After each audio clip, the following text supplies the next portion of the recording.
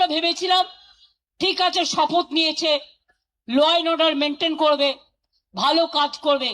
তা না, সারাক্ষণ ব্রেনে ক্যাকড়া বিছে কামড়াচ্ছে, সারাক্ষণ ব্রেনে ক্যাকড়া বিছে কামড়াচ্ছে, আর কটকট করছে, আর ছটফট করছে, কখন আমাদের গালাগালি দেবে আর কখন তৃণমূলের পরিবারের কোল খালি করবেন।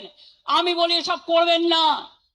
মুখ খুললে আপনি 10 বছরে তৃণমূলে থেকে কি করেছেন মুখোশ খুলে দেবো, মুখ এবং মুখোশ আমায় দেখাবেন না।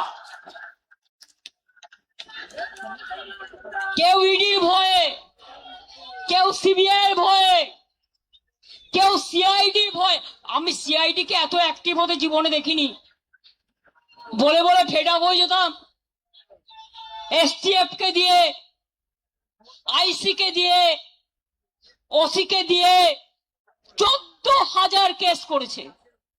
জেনে রাখুন, ওয়ার্ল্ড গিনিস বুক অফ রেকর্ডে নাম তোলার মতো 14,000 নেতা কর্মীদের বিরুদ্ধে কেস করেছে।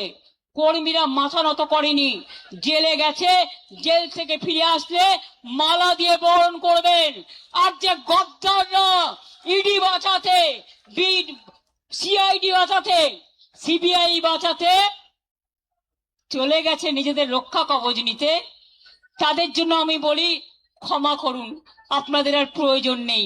ভালো থাকুন, আপনারা ভালো থাকুন, আপনাদের পরিবার ভালো থাকুন, ধনে মানে প্রাণে সম্পদ নিয়ে আর নিজের পরিবার নিয়ে ভালো থাকুন।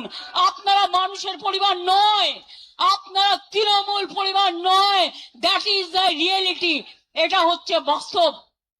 বাংলা আজকে বাংলা থেকে হারিয়ে গেছে।